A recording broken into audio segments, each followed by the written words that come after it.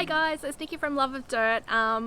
Today I wanted to show you some of the things that we're going to be growing over summer.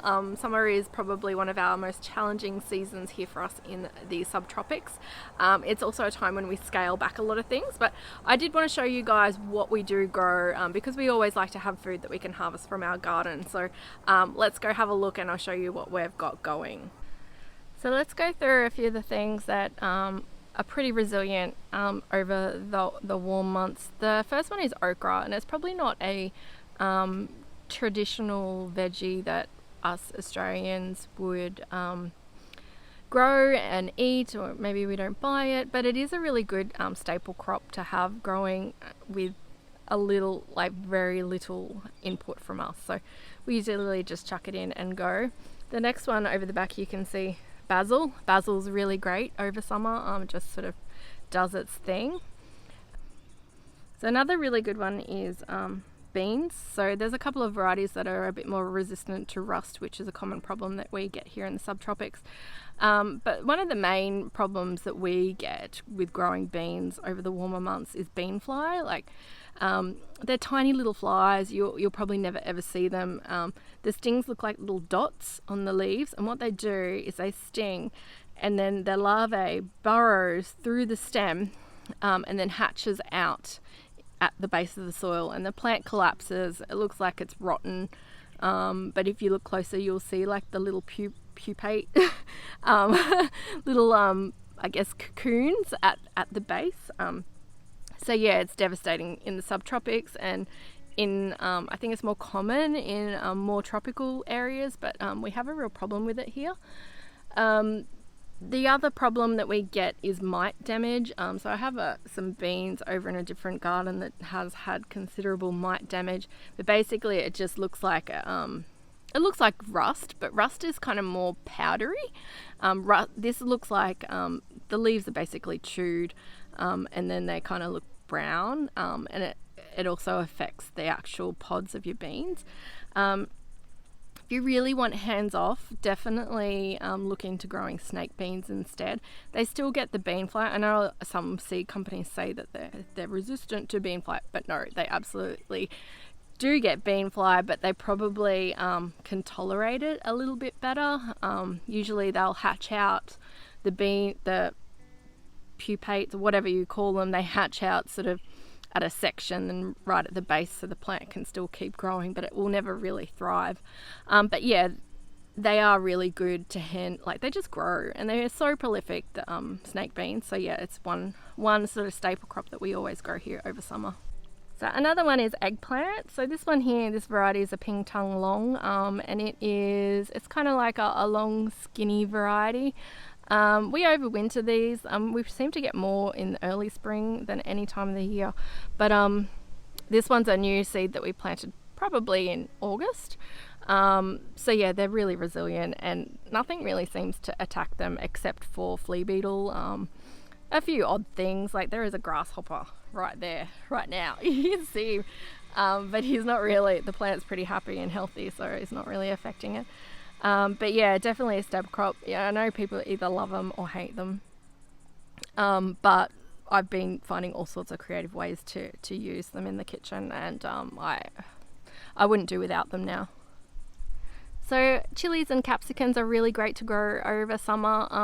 The main things to keep an eye out for are your fruit fly, but also mite damage. So if you're finding that the leaves are getting really curled, that might be mites that are sort of sucking the life out of it. Yeah, that's probably our most common thing that affects them. But yeah, they're another great sort of set and forget. Our favorite chili to grow is the bird's eye. It seems to just handle our humidity really, really well. So the Thai bird's eye, and they're little firecrackers as well. Sunflowers are also really good to grow over summer. Just be mindful of where you put them, because they do suck a lot of life out of your beds.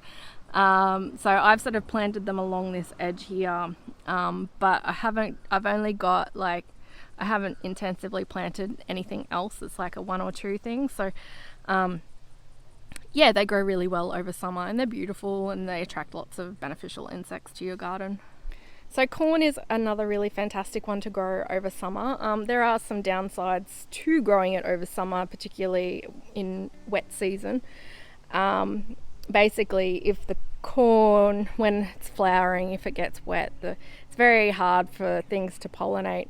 So my sort of strategy is to plant lots and plant in lots of grids so that there is more chance that they're going to get pollinated. Some tips with corn: just make sure you only ever plant this one variety at a time, otherwise you'll get cross pollination, which does affect the taste of the seed, not just for seed saving.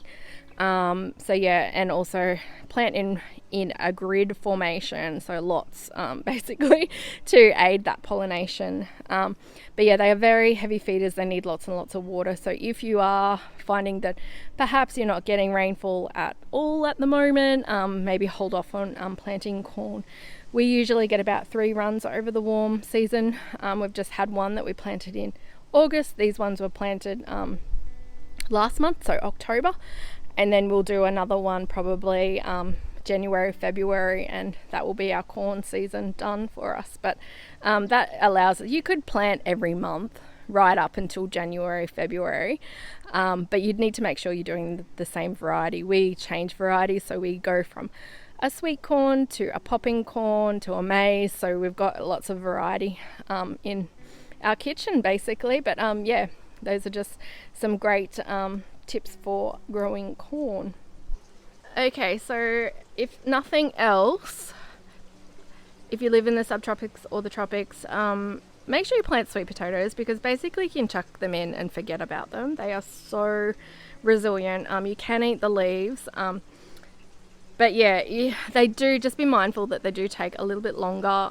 So if you're putting them in a particular space and you want that bed to be freed up by autumn, you may be sort of pushing it. So we plant usually November, December, and how we do it is we propagate slips from a plant that's just popped up. So we get some roots growing. We just chuck it in aquaponics, but you can just do it in water. So I get like about a dozen of these going before I plant it into my garden bed. And I find that by doing this, rather than just sort of burying the runners, I get bigger tubers. So yeah, we just sort of put these in and let them go, and then we harvest probably around April. Usually it's Anzac Day for planting in November, December, so it's about 6 months. If you live in a cooler climate, it might actually take longer, so you probably need to get them in a little bit earlier. But yeah, that's just our tip. But yeah, if nothing else, if you just rest all your beds and just have one bed just for your sweet potatoes, that's a really good strategy, because yeah, you can eat the leaves and the tubers are great, and they store well. I actually think that's a little bean fly. I'm not 100% sure, but yep, it's a little teeny fly, so he's probably laying his eggs there, and then my snake beans are going to be destroyed. So lettuce is a really tricky one to grow over summer for us. If you do grow it, you might want to put some shade cloth over it, so you can put up structures and yeah, put shade over it. We use hoops. We have a flexi garden frame as well that we sometimes use, but basically you want to protect these leaves from really sort of wilting and rotting. So the one sort of tip for subtropical growing of lettuce over the warmer months is to choose these loose leaf varieties. So this is a red salad bowl. The other one that we do is a green oak leaf. They're the staples that we grow over summer. Anything that forms a heart is likely to rot or never actually form. It will just bolt straight to seed. So these are really great. You just harvest the outer leaves as you want them, or if you plant lots, you can harvest the whole head. As soon as they start to go to seed, they will become bitter. So it's probably, like, I like to just harvest the entire plant and just have a good succession going, so always having some ready to go in the ground. But yeah, they can be grown, but just choose the loose leaf varieties and make sure that they're shaded a little bit so they're not getting that full-blown sun. Even a position that is sort of partial shade, so maybe it only gets like a couple of hours in the morning and then the rest of the day it's shady, that's ideal for lettuce over summer. Okay, so speaking more of salad varieties, things for your salads, because summer to me is salad season, and it's hard when lettuce is really hard to grow. But look at more perennial varieties. So here we've got a couple of different things. We've got our red vein sorrel, or bloody dock. It's a great one to have. It is high in oxalates, so go easy on it, particularly if you have liver issues. But yeah, we picked the very tiny leaves and kind of use it more like as a bit of pop of colour in our salads. The other one is obviously the Brazilian spinach. It's like a go-to stock staple. Thrives in the warmer months, so it's just a perfect addition to any veggie patch. But you can get other varieties of sorrel. You can also get your mustard greens will grow over summer. They might be more prone to bolting, but they will survive the heat. But yeah, there's some options. So the other one, this one's looking a bit straggly at the moment, but this is the Madagascan climbing bean. I've just pulled some off. They kind of look like this. They're more red normally. I don't know why these ones are a bit more white than usual. Probably they've been sitting in that pod for a bit.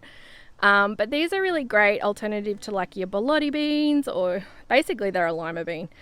So you can soak these and then cook them up as a sort of meat replacement. They make good burgers. They make just like if you soak them and boil them and add them to salads as well, they're fantastic. But yeah, they just grow. I don't do anything to them. They just, and they are so prolific. So if you know someone who's got some seeds, grab some, and you'll have them forever. Now another one, these have only just kicked into gear for us, is the blue butterfly pea. And I love that kids love these. They taste like peas, like fresh picked peas, these flowers, so you can eat them. They're really cool. They are used a lot for food colouring. If you add hot water to them, they'll obviously, they make, I think it's a medicinal tea, but you can use it as a fun activity with the kids. If you add a bit of vinegar, it turns pink, so it's really cool. They're really great. They the vine, it does become quite vigorous and it can take over. Obviously this one's just resprouting from last year. They need the heat to sort of germinate. I've got a few sort of popping up from where I've harvested seeds and dropped them, but they'll sort of, by midsummer, they'll just be taking over this space. Another one is the Malabar spinach, but it's another one, people use it as a spinach replacement, but it's quite thick. And it does have a bit of a texture to it, so if you're not keen on that, you may not like it, but it does look really pretty, especially when it's flowering. Like, look at how cute this is. But yeah, it is really good to grow over the warm months. It just, it can, a great sort of food source to have. So a few other tips for planting out in summer. Make sure that you do it in the afternoon when it's not super, super hot.